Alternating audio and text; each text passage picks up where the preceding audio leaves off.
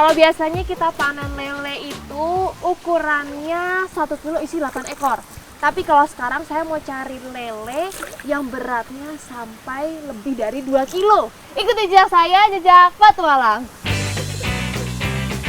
Ikan lele yang sedang kami panen ini merupakan ukuran indukan yang dulunya tertinggal saat panen. Ikan lele yang tidak masuk ukuran konsumsi memang sengaja ditinggalkan di kolam untuk pemanfaatan yang lain.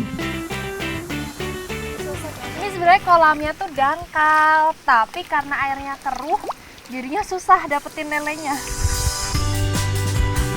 Meski ukuran kolam tidak terlalu besar dan dangkal, tapi tetap butuh usaha ekstra untuk bisa menangkap si catfish kali ini. Jadi kita bekerja sama ya, Mas? Masnya giring lelenya ke sini. Umpan ya. Terus saya yang nangkep dari sini. Aduh, apa tuh? Aduh. Wow, Masnya dapet. Sini, Mas. Aduh. Wow, besar banget. Wow, ini kira-kira berapa kilo nih, Mas? Sekitar 5-6 ya. 5 kilo? Wow. Benar-benar ukuran jumbo. Sebagai ikan karnivora, ikan lele cuma butuh waktu kurang dari 2 tahun untuk bisa mencapai ukuran sebesar ini. Berat ya, Mas ya? Berat banget ini. Berat banget.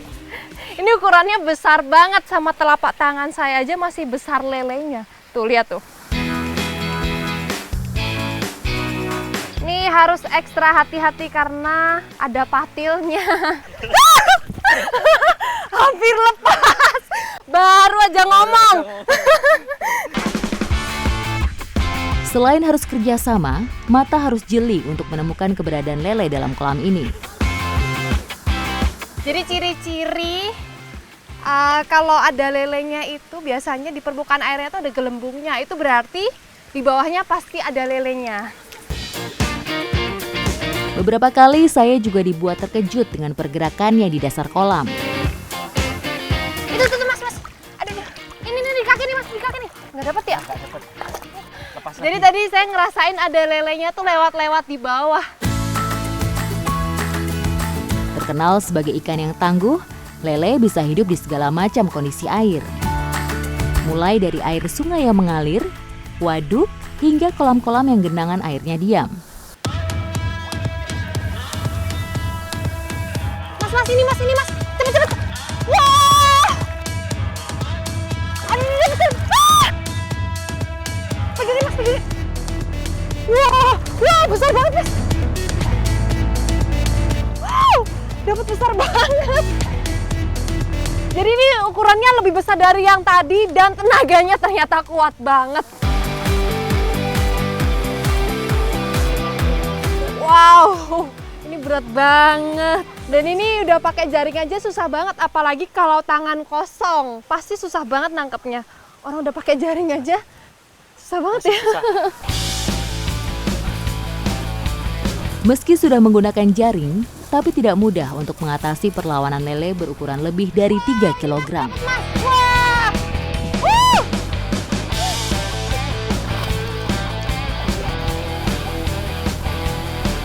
Jadi kenapa lele jumbo ini disebut dengan lele afkir? Karena lele kalau ukurannya udah terlalu besar, itu rasanya hambar ketika dikonsumsi. Tapi masyarakat sini biasa mengkonsumsi dan rasanya udah pasti enak. Ikuti jejak saya, jejak petualang.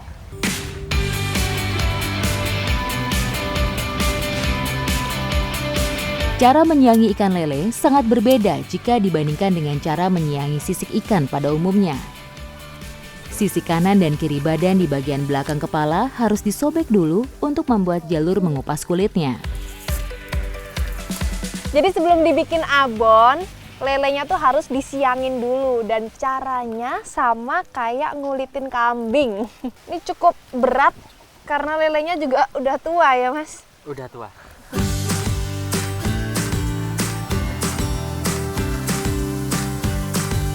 Licin. Iya. Jadi ikan lele itu berlendir, makanya dia licin.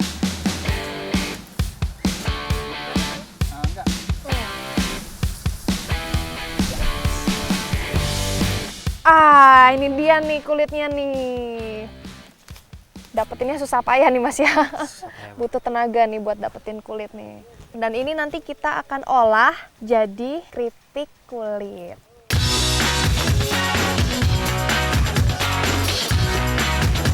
Wah, nah ini nih daging lele yang nantinya akan kita olah jadi abon. Ikuti jejak saya, jejak petualang.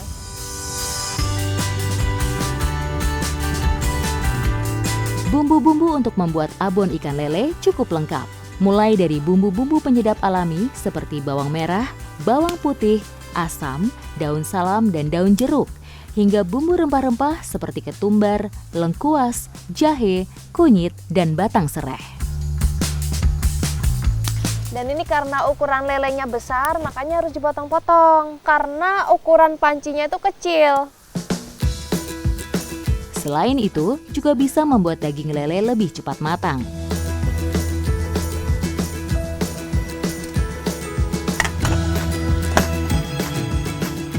Jadi dagingnya ini harus dikukus kurang lebih 30-45 menit. Pokoknya sampai dagingnya itu lunak. Sembari menunggu daging lelenya lunak, bumbu-bumbu campuran adonan harus ditumbuk halus lebih dulu.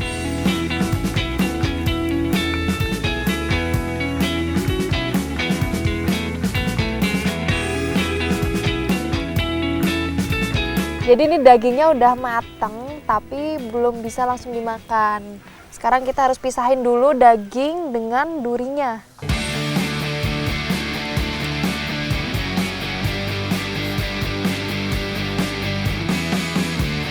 Bumbunya udah dicampur semuanya, tinggal diaduk rata. Dalam proses mencampur bumbu harus menggunakan tangan. Tujuannya supaya bisa merasakan jika masih ada sisa-sisa duri lunak dalam daging untuk dibuang.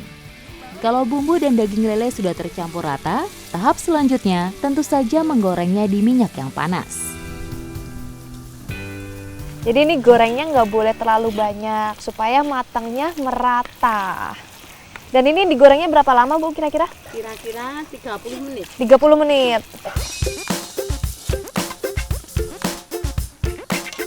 Selain untuk menjaga biar tidak gosong, pengadukan adonan juga untuk menghancurkan daging-daging lele yang masih besar atau menggumpal. Aduk terus hingga adonan abon berubah warna menjadi coklat tua.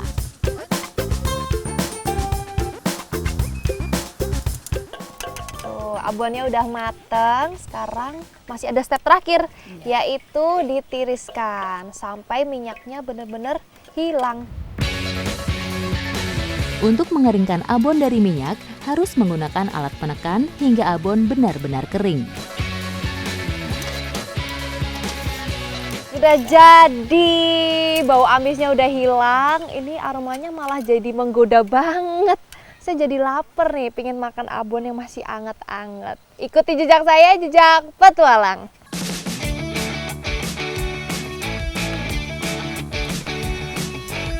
Ini abon daging ikan lele, ini kulit ikan lele. Sekarang waktunya kita makan.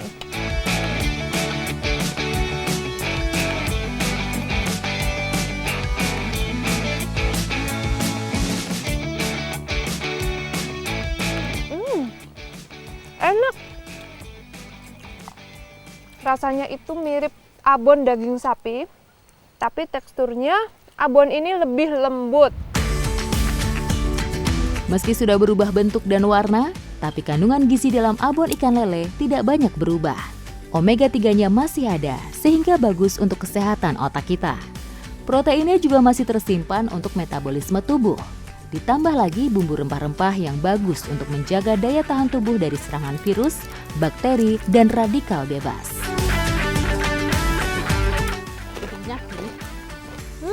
Kerupuknya enak juga, rasanya tuh kayak kulit daging sapi. Apalagi dicampur nasi sama abonnya. Wah, makin enak ya Bu ya. Iya. Inilah salah satu bentuk dari kejelian masyarakat dalam memanfaatkan sekitarnya. Ikan lele yang dulunya dianggap afkiran karena rasa dagingnya yang hambar, bisa diolah menjadi satu jenis makanan yang cukup memanjakan lidah. Selain rasanya yang enak, abon lele ini mengandung banyak gizi.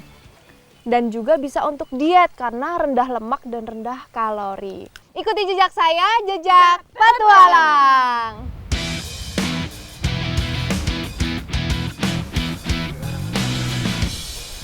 Kaki Gunung Sumbing memang memiliki kekayaan alam dan kebiasaan masyarakat yang menarik untuk menjadi cerita petualangan.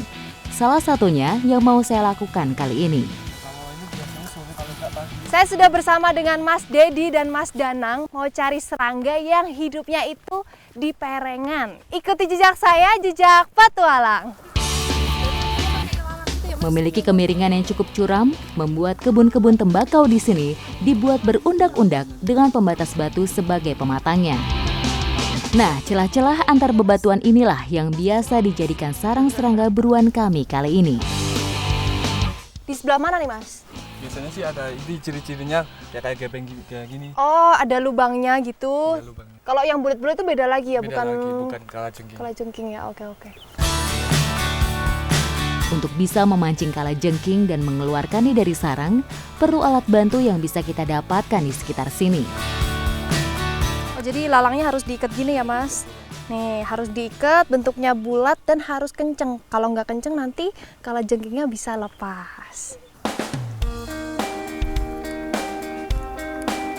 Nih, cara kerja ilalangnya itu dimasukin ke dalam sarangnya, terus digerak-gerakin gini supaya kalajengkingnya tuh merasa terganggu. Jadi ketika kalajengkingnya merasa terganggu, dia akan mencapit ilalangnya, terus tinggal ditarik aja. Hal yang perlu diwaspadai saat memancing kalajengking seperti ini ada bagian ekornya. Mbak, ini Tarik, Mas. Ih, tuh capitnya tuh, Mas.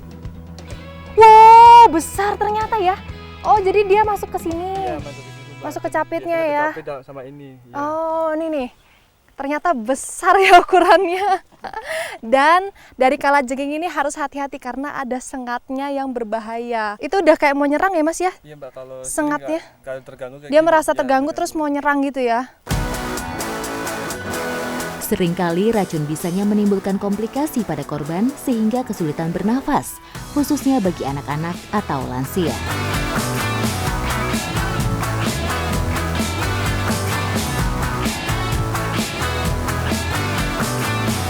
Akhirnya usaha sendiri saya membuatkan hasil.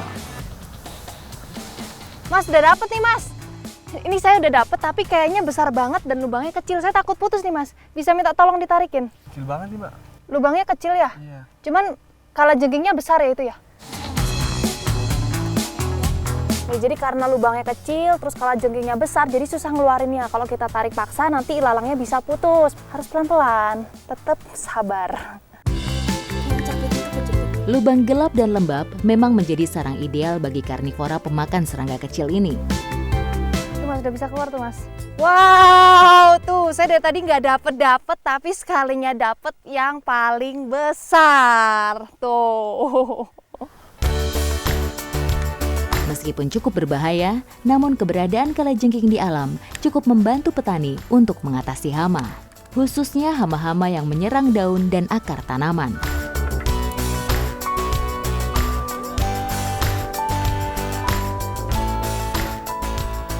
Udah segini aja ya, Mas ya. Meskipun jumlah kalajengking di sini ada banyak, tapi kita ambil secukupnya aja karena supaya ekosistem alam kita terjaga dengan baik. Ikuti jejak saya, jejak petualang.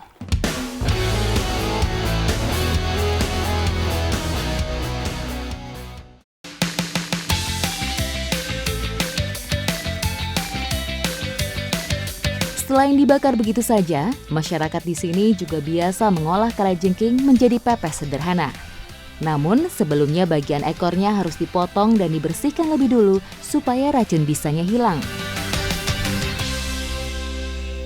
Kalajengking yang udah kita dapatkan mau kita garang. Bumbunya tuh simpel aja, cuman bawang putih, bawang merah, dan garam. Bawang putih dan bawang merah cukup untuk menambah sedap rasa daging kalajengkingnya. Sementara garam untuk menambahkan rasa gurih. Genting tanah liat mampu menjadi media masak yang menghantarkan panas.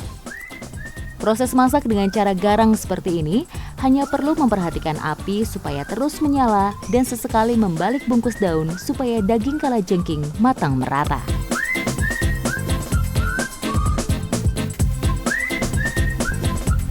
Tiga 30 menit merupakan waktu yang cukup untuk membuat garang kalajengking. Aroma wanginya tuh udah berasa banget itu, wangi dari bawang putih dan bawang merahnya tadi ya Mas. Jadi lapar nih Mas.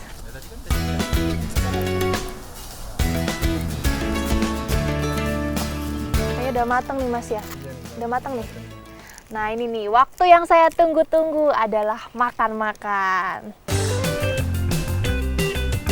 Meski tergolong makanan ekstrim, tapi kalajengking memiliki kandungan 80% protein dalam dagingnya.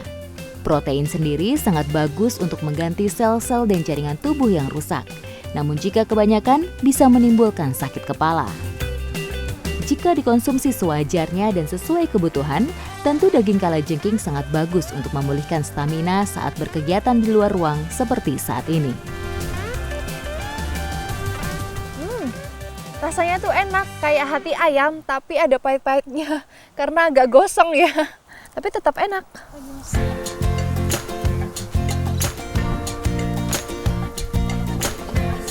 Ternyata selain rasanya yang enak, masyarakat sini mempercayai bahwa mengkonsumsi kalajengking itu bisa mengobati balita yang masih ngompolan. Ikuti jejak saya, jejak petualang.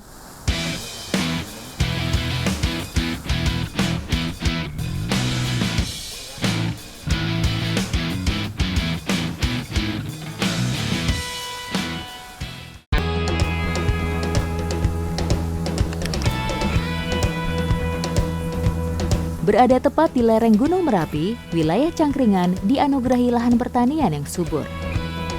Namun, bukan berarti aman dari gangguan hama. Tikus selalu menjadi momok bagi para petani. Oh, udah dapet ya tikusnya ya.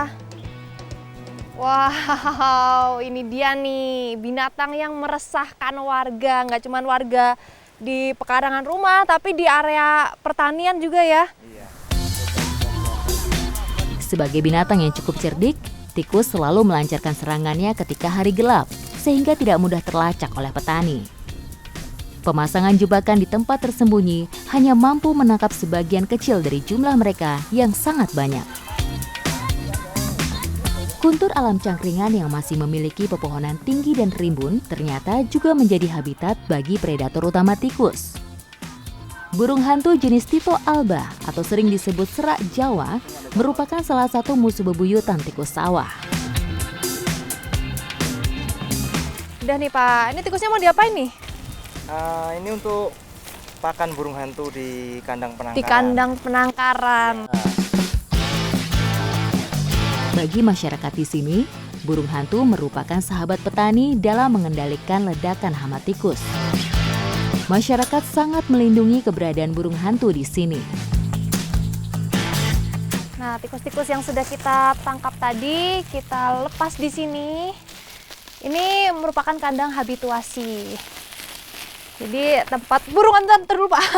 Jadi tempat burung hantunya beradaptasi sebelum dilepas liarkan. Ntar ya.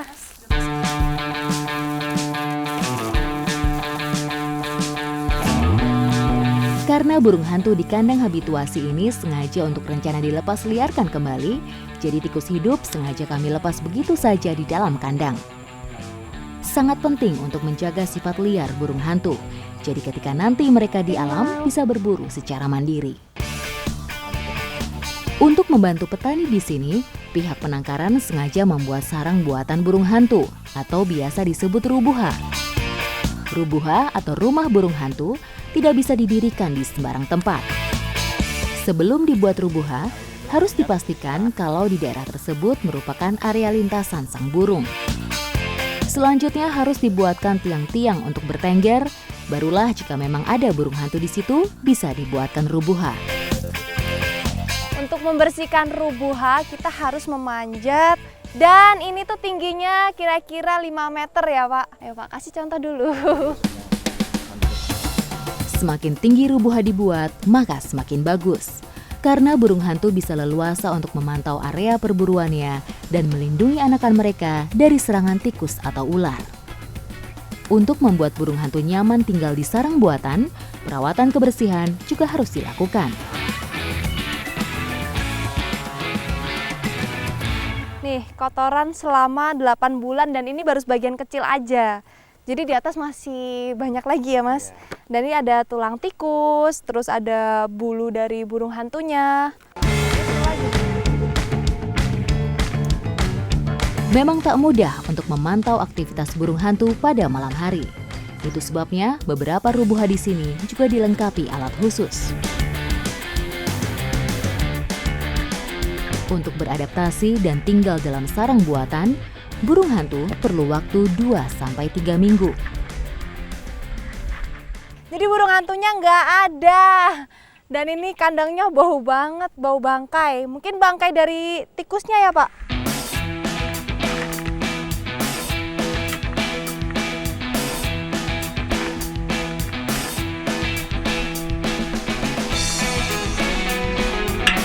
Rubuha ini cuman buatan, makanya burung hantunya suka-suka dia aja. Mau singgah boleh, mau enggak juga nggak apa-apa. Karena kalau dia nyaman, dia akan singgah. Dalam kegiatan pembersihan sarang, kotoran burung hantu juga tidak boleh dibersihkan semua. Tujuannya supaya mereka tetap merasa nyaman dan tidak terganggu dalam sarangnya. Jadi ada burungnya di dalamnya. Oh, mau terbang ya, Pak? Oh, udah mau terbang? Wah, itu Pak. Wow, udah terbang, burungnya langsung terbang ya. Jadi burungnya itu ketika merasa terganggu, dia akan langsung terbang. Makanya itulah kenapa kita tidak boleh sering membersihkan rubuhannya. Karena nanti dia akan stres dan ketika burungnya stres, nggak akan balik ke rubuha ini lagi. Pemanfaatan burung hantu di area pertanian sudah mulai digalakkan di beberapa daerah. Namun harus memperhatikan pula habitat dari burung hantu itu sendiri dan karakternya sebagai burung pemangsa.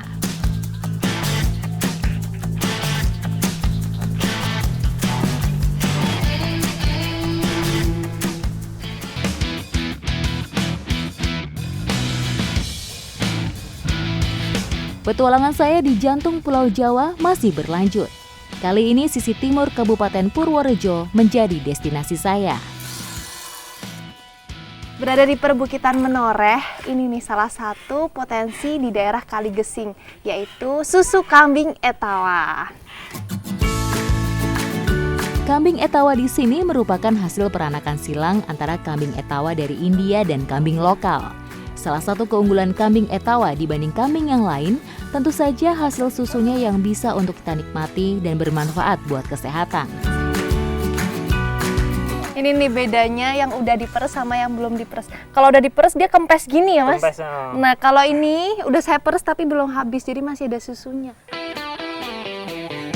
Dalam sehari, susu kambing etawa bisa diperas sebanyak 2 kali, yaitu pada pagi dan sore hari.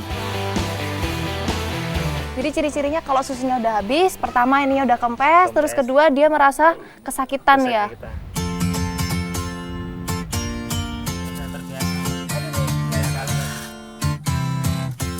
Jadi sehari itu bisa diambil 2 kali susunya, pagi dan sore. Kalau pagi biasanya berapa liter, Mas? Rata-rata 1 liter, Mbak, satu kambing. Oh, 1 kambing 1 liter sekali ambil. Sekali ambil ya, Iya. kalau pagi hari. Kalau pagi hari, kalau sore sama juga? Sore rata-rata setengah liter, Mbak. Oh, sore lebih Lebih sedikit. sedikit.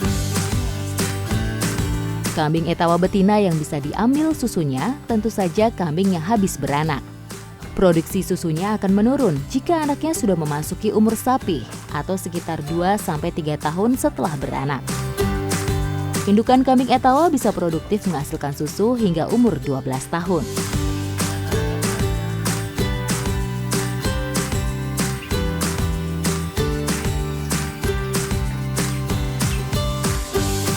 Manis ya, ternyata manis.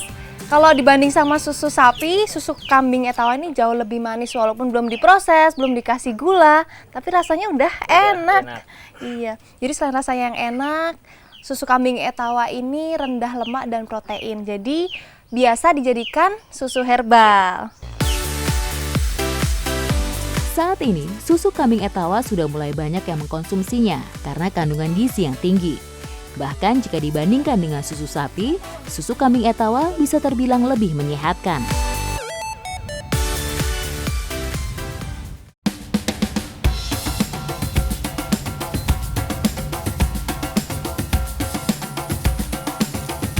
Selain bisa diminum secara langsung, ternyata susu segar ini bisa diproses jadi permen. Gimana pengolahannya? Ikuti jejak saya, jejak petualang.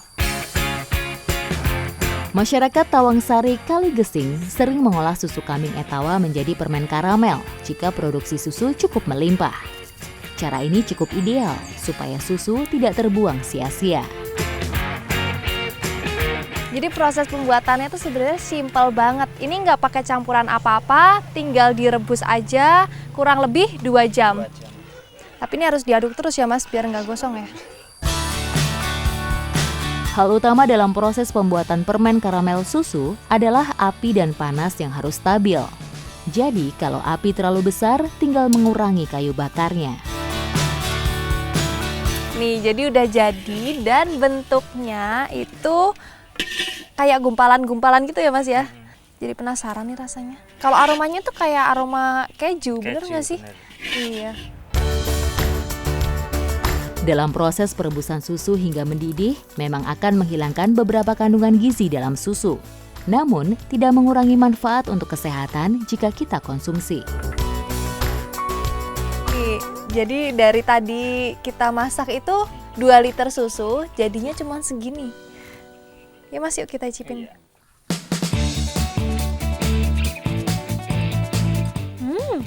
Enak ya Mas? Manis. Manis, rasanya tuh kayak keju dan jauh lebih manis daripada yang tadi sebelum dimasak. Susu kambing etawa merupakan salah satu minuman yang baik untuk tubuh kita. Bahkan setelah diolah menjadi permen karamel seperti ini, kandungan kalsiumnya juga masih tinggi untuk kesehatan tulang.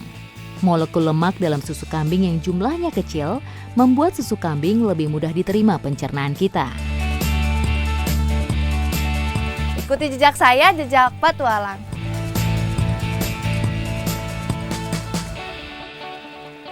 Ingat 3M, memakai masker, menjaga jarak dan menghindari kerumunan, mencuci tangan dengan sabun di air yang mengalir. Menurut informasi masyarakat di sini, pohonnya sampai daunnya itu banyak banget yang nyari untuk dijadikan obat, termasuk si uletnya ini nih. Besok di jam yang sama, jam 2 siang, waktunya bertualang. Nikmat banget. Enak. Ada sekitar 15 bumbu yang sudah kita ambil dan semuanya terisi ikan.